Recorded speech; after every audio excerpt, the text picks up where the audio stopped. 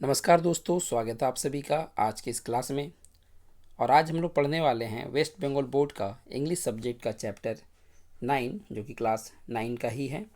और ये एक पोएम है जिसका नाम है द नॉर्थ शिप, और इसके पोइट हैं फिलिप लार्किन। इससे पहले कि मैं कविता को पढ़ना शुरू करूं, उससे पहले थोड़ा जानकारी हम लोगों को कवि के बारे में ले लेना चाहिए। इनका पूरा नाम फिलिप आर्थर लार्किन था, जिनका जन्म 1922 में हुआ था और उनका देहांत मीन्स मृत्यु 1985 में हुआ था। Was a renowned English poet and novelist, और वो एक जाने माने इंग्लिश पोइट और नॉवलिस्ट भी थे। मतलब इंग्लिश पोइट मीन्स इंग्लैंड के रहने वाले थे ये, और ये एक जाने माने कवि और उपन्यासकार थे। His first book of poetry was the North ship. इनका कविताओं का जो पहला किताब था उसका नाम था the North Ship, followed by 2 novels, Jill and a girl in winter. और इसके बाद इन्होंने 2 उपन्यास भी लिखा जिनका नाम था Jill and a girl in winter. He came in prominence in 1955, लेकिन इनको प्रसिद्धि 1955 में मिलता है with the publication of his second collection of poems, जब ये अपनी दूसरी कविताओं का जो एक कलेक्शन है, संग्रह है, वो प्रकाशित करते हैं जिनका नाम था द लेस डिसिप्ड। और इसके बाद followed by the western weddings and high Windows. इसके बाद इन्होंने और भी कविताओं का कलेक्शन पब्लिश किया जिसमें वेस्टर्न वेडिंग्स है और high windows. He was offered the position of poet laureate in 1984। इनको 1984 में पोइट लॉरिएट का पद भी दिया जाता है, पुरस्कार दिया जाता है, लेकिन बट ही डिक्लाइंड इट, लेकिन ये उसे लेने से इनकार कर देते हैं, मना कर देते हैं। ये जानकारी थोड़ा सा हम लोगों को कवि के बारे में मिल गया। अब सेकंड पैराग्राफ में हम लोग जहाँ देखेंगे, इस कविता के बारे में बताया गया कि एक्चुअली में हम लोग जो पोएम पढ़ेंगे, इस पोएम में एक्चुअली में हम लोग को क्या मिलेगा। ठीक है, तो उसका एक छोटा सा एक ब्रीफ हम लोग यहाँ कह सकते हैं कि इन्फॉर्मेशन दे दिया गया है। This poem describes the journey of 3 ships that head to different destinations. इस कविता में 3 जहाज़ों का यात्राओं का वर्णन किया गया है जो अलग अलग डेस्टिनेशंस की तरफ, मतलब अलग अलग मंजिल की तरफ जाते हैं। वाइल 2 शिप्स रिटर्न, जहाँ 2 जहाज वापस आ जाता है। 1 प्रेसेस फॉरवर्ड, लेकिन एक आगे बढ़ता चला जाता है। एंड फेसेस पेरिल्स, और काफ़ी खतरों का सामना करता हुआ continue its long onward journey, अपनी लंबी यात्रा को जारी रखता है। बहुत सारे खतरों को सामना करते हुए अपनी यात्रा को जारी रखता है, वो उसे ब्रेक नहीं करता है। Almost like a symbol of aspiration, और ये जो जहाज़ है जो खतरों का सामना करते हुए आगे बढ़ता है, ये हम लोगों को क्या दर्शाता है, तो ये एक एस्पिरेशन का सिंबल हम लोगों के सामने दर्शाता है कि जब भी हम लोग किसी चीज़ को पाने की चाहत रखते हैं, इच्छा रखते हैं, एस्पायर करते हैं, तो हमें रास्तों में काफ़ी सारी कठिनाइयाँ, बाधाएं देखने को मिलती है। लेकिन अगर हमें मंजिल पे पहुंचना है तो उसे क्या करना पड़ेगा, दैट ओवरकम्स ऑल ऑब्स्टिकल्स। और ये जो जहाज़ है एकदम सिंबल ऑफ एस्पिरेशन है, जो हर तरह के ऑब्स्टिकल्स को, बाधाओं को ओवरकम कर लेता है, मतलब उस पर जीत हासिल कर लेता है और वो आगे बढ़ता चला जाता है। इस कविता में बेसिकली हम लोगों को यही जानकारी प्राप्त होगा कि किस तरह से 3 जहाज़ों में से एक जहाज़ अपनी यात्रा को खतरों के बावजूद भी जारी रखता है और आगे बढ़ता चला जाता है। वो बिल्कुल भी उन खतरों से, कठिनाइयों से, बाधाओं से डरता नहीं है।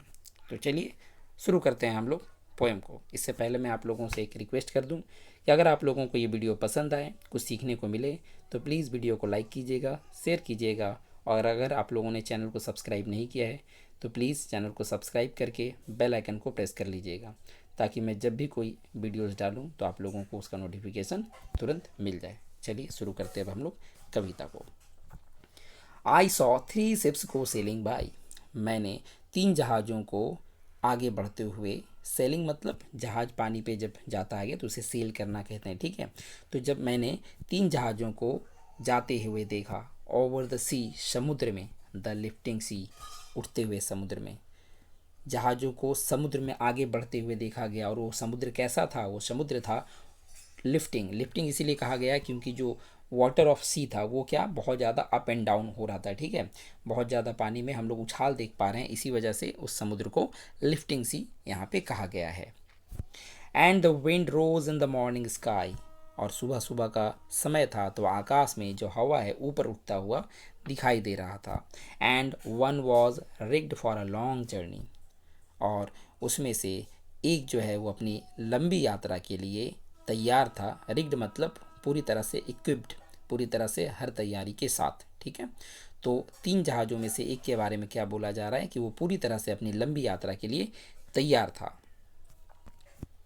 The first ship turn towards the west, जो पहला शिप था वो पश्चिम के तरफ, वेस्ट के तरफ मुड़ता है और उधर आगे की ओर बढ़ता चला जाता है। ओवर द सी, समुद्र में, द रनिंग सी, और समुद्र उधर कैसा था, रनिंग सी। रनिंग सी जो वाटर है एक तरह से कहा जाए तो इस शिप को जो वेस्ट की तरफ जा रहा है उसे हेल्प कर रहा था, उसी ओर जो है पानी का एक तरह से हल्का बहाव देखने को मिल रहा था। And by the wind all, and by the wind was all possessed, और हवा से भरपूर। मैंने कहा ना कि इस जहाज़ को वाटर के साथ साथ हवा भी जो है हेल्प कर रहा था, पूरी तरह से हवा से भरपूर। वो उसे एक तरह से प्रेस कर रहा था जिस ओर वो जाना चाह रहा था उसी ओर। And carried to a rich country, और उसे रिच कंट्री के तरफ ले जाता है। जिस ओर वो जहाज़ जा रही थी वो एक रिच कंट्री है और उधर ही वो जहाज़ आराम से चला जाता है और उसे हवा भी इसमें हेल्प करता है। सेकेंड शिप के बारे में हम लोग पढ़ेंगे। The second turn towards the east, जो दूसरी जहाज़ है वो ईस्ट के तरफ मुड़ती है। ओवर द सी, समुद्र में, द क्वेकिंग सी, और इधर जो समुद्र वो कैसा था, कांपता हुआ। क्वेकिंग मतलब कांपता हुआ। तो समुद्र एक्चुअली में यहाँ पे कांपने से मकसद है कि जो वाटर ऑफ सी है ना वो काफ़ी ज़्यादा उसमें हलचल देखने को मिल रहा था, इसीलिए वहाँ कहा गया है quaking sea. And the wind hunted it like a beast, और हवा मानो उसे एक जंगली जानवर की तरह शिकार कर लेगा। टू एंकर इन कैप्टिविटी, और उसे वहीं पे एंकर कर देगा और अपने आगोश में, अपने कब्जे में ले लेगा। एंकर मतलब एक जगह पे जहाज़ को रोक देना। तो वहाँ पे जो वाटर ऑफ सी है ना वो काफ़ी जो है हलचल उसमें देखने को मिल रहा है और हवा भी काफ़ी तेज़ है, और ऐसा हवा कि मानो उसे वो शिकार उसका कर लेगी और वहीं पे उसे जहाज़ को रोक दिया जाता है। उसे आगे बढ़ने में हेल्प नहीं किया जाता है बल्कि वहीं पे उसे ठहरा दिया जाता है।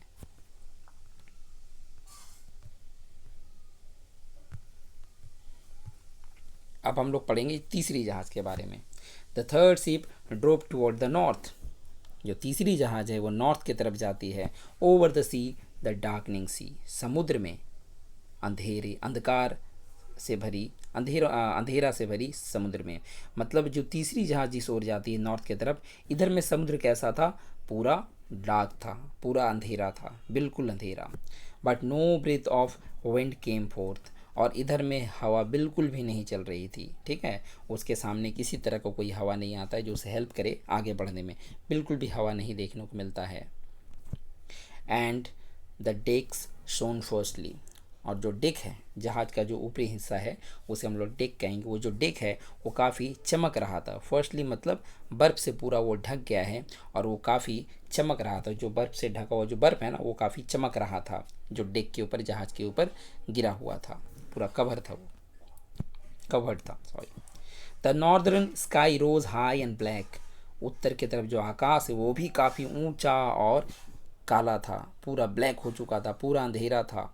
ओवर द प्राउड अनफ्रूटफुल सी, और इस ओर जो सी है, इस तरफ की सी को क्या कहा गया है, प्राउड और अनफ्रूटफुल। अनफ्रूटफुल मतलब बिल्कुल भी कुछ भी हासिल वहाँ ना हो, मतलब किसी तरह का कोई गलती का कोई गुंजाइश या फिर मौका नहीं है। अगर आप गलती करते हैं तो बिल्कुल भी आपको उसके लिए माफ़ी नहीं मिलेगा, ठीक है। इसलिए बोला गया सी को, जो सी है जिधर थर्ड शिप जाती है वो अनफ्रूटफुल था।